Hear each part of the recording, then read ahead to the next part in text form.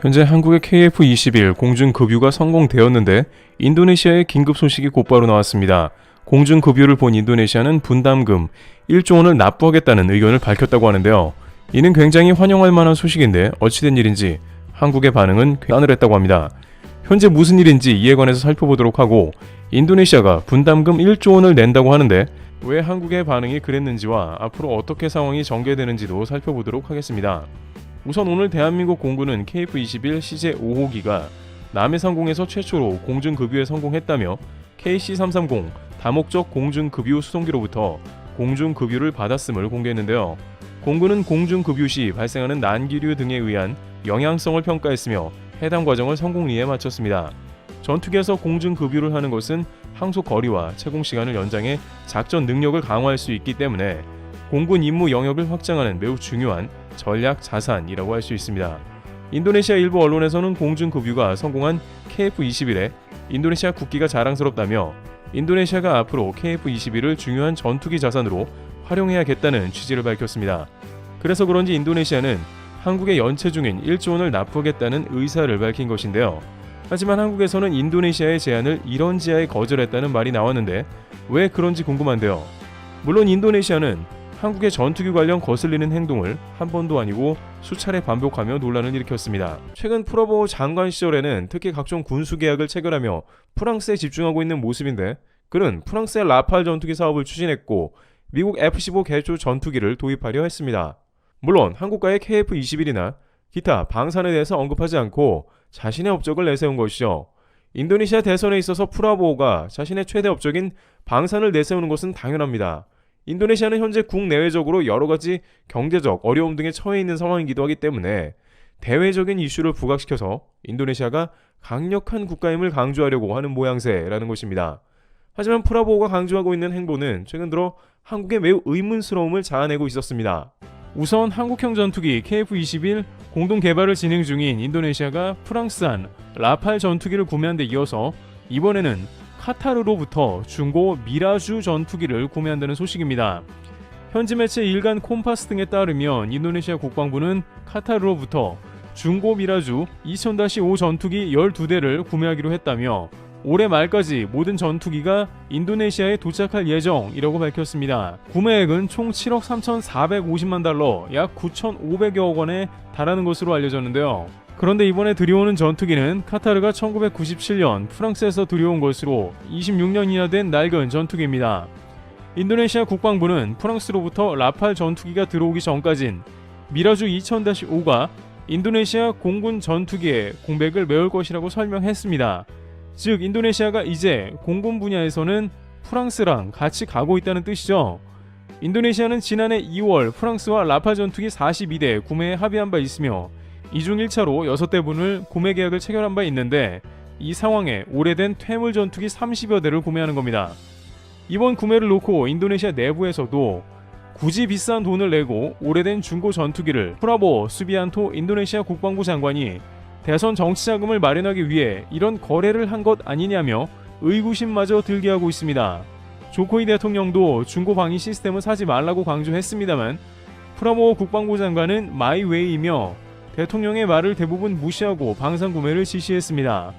특히 하빕 보우카로우 바라는 프랑스 국적의 무기 거래상이 끼어 있다며 그가 프라보우 장관과 여러 차례 만났다고 보도했는데, 이는 뒷돈을 받을 혐의가 매우 크다는 사실입니다. 하지만 그럼에도 불구하고 프라보우는 이에 대해 오히려 자신이 유럽과 미국의 무기를 수입하고 있고, 이는 인도네시아가 주변의 중국이나 다른 국가에 강력하게 대응할 수 있는 수단이라고 홍보한 겁니다. 국민들 입장에서는 자세한 내막을 모를 수도 있기에 오랜 기간 국방에 재임한 그의 행동을 맞다고 생각한 것이죠. 하지만 프라보우 후보자는 자신의 국방장관이라는 포지션으로 여러가지 알 수 없는 이권을 챙겨왔고, 여기에 한국이라는 매우 좋은 파트너를 홀대하고 결국 말레이시아에 빼앗긴다는 말도 나옵니다. 말레이시아에서는 최근 들어 연달아 한국의 배터리 공장과 산업시설들이 들어서고 있고, 최근에는 세계 두 번째 높이인 빌딩을 삼성물산에서 말레이시아에 완공하면서 큰 주목을 받은 바 있습니다. 말레이시아 국왕은 이러한 한국의 공장과 건물 완공식에 참여하면서 한국에 대한 지원을 늘리려고 하고 있습니다. 또한 축구 분야에서도 김판공 감독이 돌풍을 일으키며 국가적으로 한국에 대한 호감이 크게 증가하고 있죠. 그러나 프라보우 장관이 대통령이 된다면 한국과 크게 멀어지게 될 것이라는 두려움이 앞서고 있습니다. 그나마 조코이 대통령은 이를 인식이나 하고 한국과 기회를 상당히 추구해 왔습니다만 프라보어는 한국과 척을 지는 사람이기 때문에 우려하는 인도네시아 여론의 목소리가 많습니다. 현지 언론에서는 그는 한국을 배신하고 결국 KF-21 사업도 망치고 있다는 평가도 나오는 등 한국과의 관계가 크게 악화될 것을 우려하면서 이는 좋지 않은 사인이라는 해석이 나오고 있습니다. 이처럼 프라보어 전 국방장관은 앞으로 한국과의 키를 쥔 인물이기도 한데요. 그런데 그런 그가 올해 분담금을 결제한다며 약 1,000억 원을 준비한 것으로 보도되고 있습니다.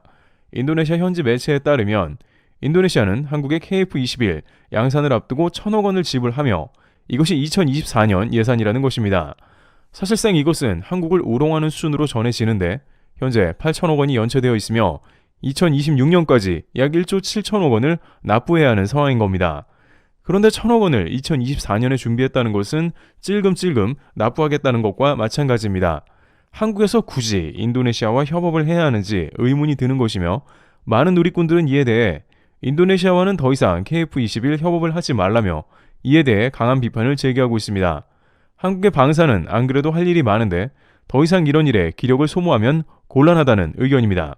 그런데 여기서 프라보어 대통령 후보자는 자신의 정치적 의도가 완전 실패함을 보게 되었는데요. 바로 폴란드가 한국의 KF-21 차세대 블록과 협의를 한다는 소식이 들려왔기 때문입니다. 인도네시아는 최근 한국의 KF-21 기밀 자료 유출을 시도하고 분담금 납부를 미뤄오면서 문제를 일으킨 데다가 폴란드 측에서는 한국의 KF-21 프로젝트에 참여하겠다는 의사를 밝혀서 결국 프라보어 대통령 입장에서는 한국에 감보던 KF-21 차기 블록이 날아가면 물론이거니와 기존의 KF-21도 유야무야 될 확률이 커져버렸고 인도네시아 언론은 이를 크게 걱정하고 있는 상황이죠.